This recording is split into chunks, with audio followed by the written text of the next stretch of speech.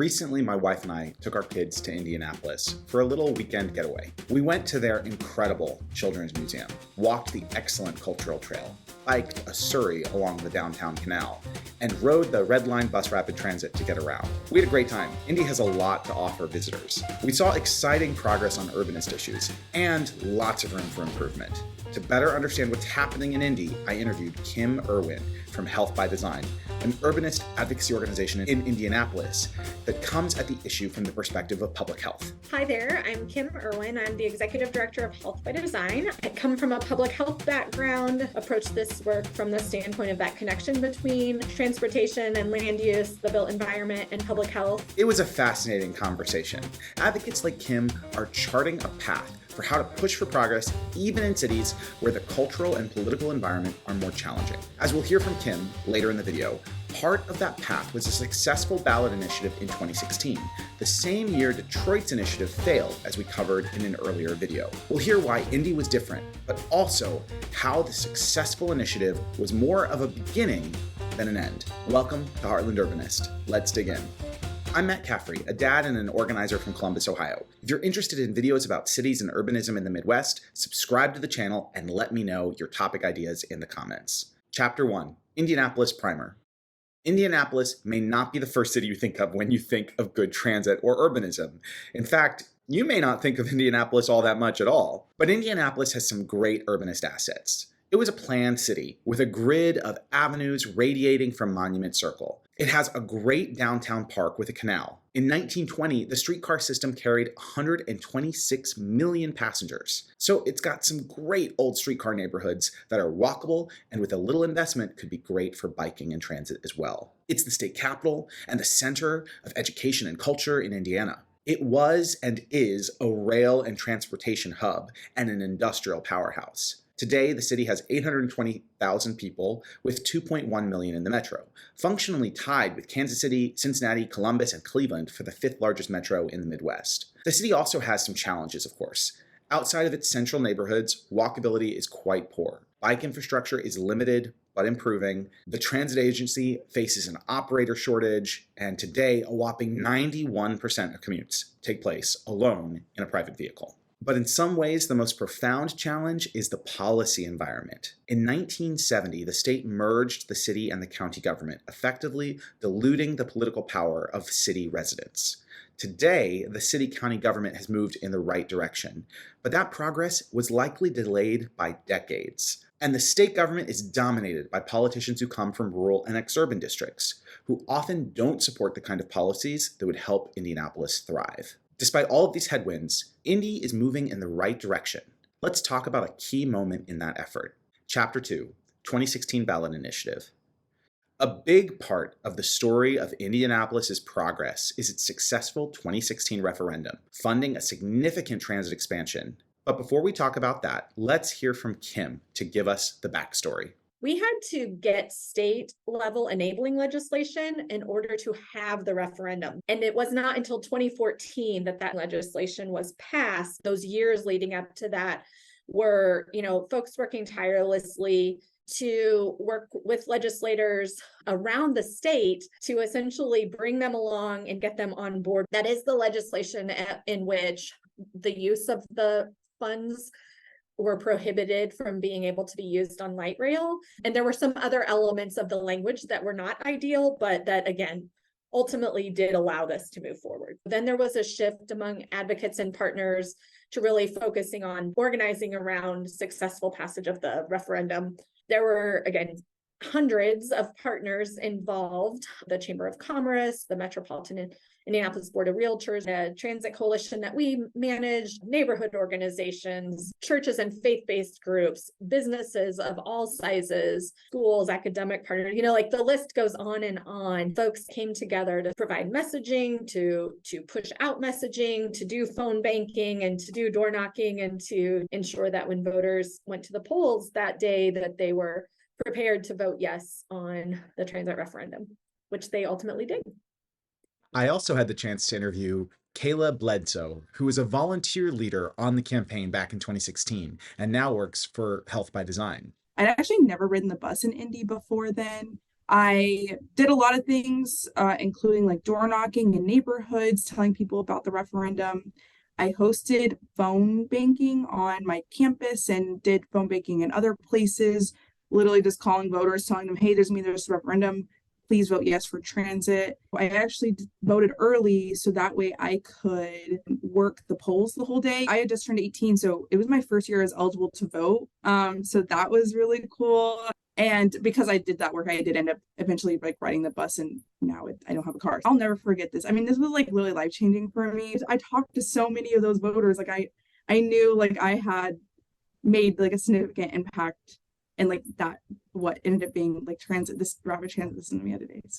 So what did the referendum do? It funded the first large-scale expansion of Indianapolis's transit system. It took compromises to get there, including the state ban on funding light rail. But in the end, the referendum funded 3 high-quality bus rapid transit lines, the first of which, the Red Line, opened in 2019. So much excitement in the city around the opening of the Red Line. The result for the riding public, for people who use transit to get to their jobs, to get to medical care, to access the things that they need to access in their daily life. Like, that is why we have it. That is why we do it. The Purple Line is under construction now, and construction will begin on the Blue Line next year. We got to take the Red Line while we were in Indy, and I will say it is well designed with fast service and nice stations. It uses basically every BRT best practice: offboard payments, raised platforms with level boarding, center-of-the-street stations, articulated buses, increased station spacing, higher frequency, signal priority, and more. And the system has also resulted in over $600 million in transit-oriented development. Of course, it isn't perfect, but it is clear that the investment made through the referendum has made a significant impact on improving transit in Indy, with 2 of the 3 lines still to come. Reality and the benefit of having the Red Line open specifically, and the anticipated services or, pending services for the Blue Line and the Red Line, are just such a tremendous win and success, and so important to a strong future for Indianapolis. The full network will connect across the county, tying together employers, universities, state government, Amtrak, the airport, suburbs, and more. The win at the ballot box is hugely successful in and of itself, but it was then just the first step towards the next part of the process. The dollars that came through the referendum process allowed us to better leverage federal funds. The bus rapid transit lines come with massive improvement in infrastructure for walking and biking. Many times over largest investment in sidewalk infrastructure, in side path infrastructure, even in bikeway infrastructure that we've been able to have in this city. Chapter 3, Building on Success. Across Indy, it's clear that there's other progress being made. There are cranes everywhere building dense urban infill mixed-use development, with a lot of housing. There are also better sidewalks and off-street bike paths. One exciting example is the city's cultural trail. The cultural trail is growing. There's recently been additional funding secured, but the vision for that and the way that has come together is remarkable and really is unique and world-class in terms of creating an environment here, particularly here in the Midwest, where you have that amount and that quality of dedicated space for people walking and biking. I think one of the things that the cultural trail has done is shown us what's possible. And it does lead to well, could I have that in my neighborhood? Why isn't my crosswalk painted colorfully? Indy is also making important progress on zoning reform. People want to be able to walk in their neighborhood. They want to have amenities in their neighborhood. They want to be in proximity to important things. Indianapolis has long prided itself and been recognized as being a very affordable place to live and that kind of thing. And I do think it's important to note that we have issues around displacement and gentrification and things that we need to be paying attention to, are paying attention to, possibly not to the extent that we should be or could be. I think the city has done a really nice job in planning and updating the zoning code, which we had done sort of in the same time frame-ish, where we were going through the preparation for the referendum and the building of the BRT lines. And so really it's a matter of implementing well what we have in place through planning and zoning now. There are also exciting developments in the works for Indianapolis's passenger rail connections. In the Amtrak Connexus plan, Indy would get 8 round trips a day from Chicago, with 4 each continuing on to Cincinnati and Louisville. That would be pretty incredible connection for a U.S. city of its size. It's exciting, and I think what's particularly exciting for a state like Indiana is that federal leadership and the guidance there, setting of expectations and the funding carrots that come with that and that kind of thing, because it does open up opportunity. Chapter 4, Overcoming Challenges. So Indy has some good momentum, and it's making some good progress. But how? It's not because of immense support from the state government like the Twin Cities. Let's go to Kim.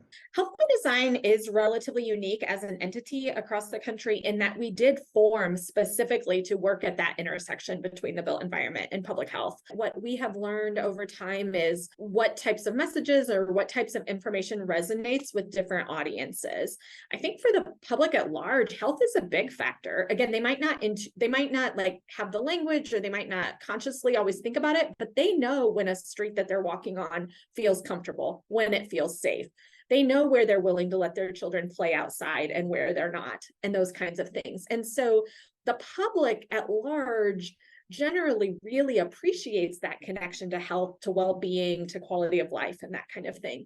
In our work around walking, biking, transit, and land use, we think about 4 primary public health impacts. So there are opportunities for physical activity that come when you have sidewalks, when you have trails, when you have bikeways. The other key aspect, which is increasingly gets attention, is that traffic safety angle. We also talk about environmental factors, air quality. We also talk about access as a direct public health factor. And then beyond that, what's really important also to understand is that role of transportation as it relates to broader factors that influence health. So in public health, we use the term social determinants of health. That includes things like housing and education and crime and violence and civic engagement, access to food and jobs and that kind of thing. All of those things are impacted by transportation. We know that doesn't always necessarily, or the data around that doesn't always necessarily sell with different types of decision makers. And so in that case, we look to other measures, whether it's ties to economic development, whether it is the safety factor, whether it's other access and mobility issues around jobs and economic mobility, that we know we can tailor that message to ensure that the audience we're talking with is understanding and it's something that resonates with them. The beauty of the work that we do and built environment work is that there is sort of something for everyone in it, right? If you care about property values, this is important to you. If you care about children getting safely to school, this is important. If you care about cardiovascular disease, this is important. If you care about people being able to work where they can attain living wages, this is important. So there's something in it for everyone. And so that gives us flexibility in a lot of ways in how we approach policy solutions and funding discussions. But at the end of the day, that public health aspect, it's critically important, and for most people in their own daily lives, it matters. Wrap up and take action. Even in cities with challenges, we can move forward through smart, strategic advocacy and organizing. Indy proves that. That means none of us have an excuse to stay on the sidelines. Choose something you want to fight for in your community. Educate yourself, connect with others, and take action. So when all of us collectively are working together and organizing and advocating, and just by like riding the bus, the more of us riding the bus, the better it has to get. I've had like 5 people in my personal life ride the bus because I made it less scary for them. So that's pretty cool. And imagine how all of us were doing that. Get involved in your local transit advocacy organization, like Health by Design in Indy. I'll put a link in the description. People have a critical role to play in bringing attention and then ultimately helping to facilitate change, communicating with elected officials, communicating with city officials, reaching out to groups like Health by Design or your neighborhood association or others and saying, I noticed that speeds are really high on this stretch of the street, or, this area seems like it needs a stop sign. That can be very intimidating if you don't know where to call, you don't know who to ask, you don't know what words to use and that kind of thing. We welcome folks into this work. We want to be a resource for people. Share this video and encourage others to take action. And if you're able, contribute via LibrePay to help expand the channel. Heartland Urbanist is also available on urbanists.video, where it is free and ad-free, so go check us out there. Thanks for watching and see you next time.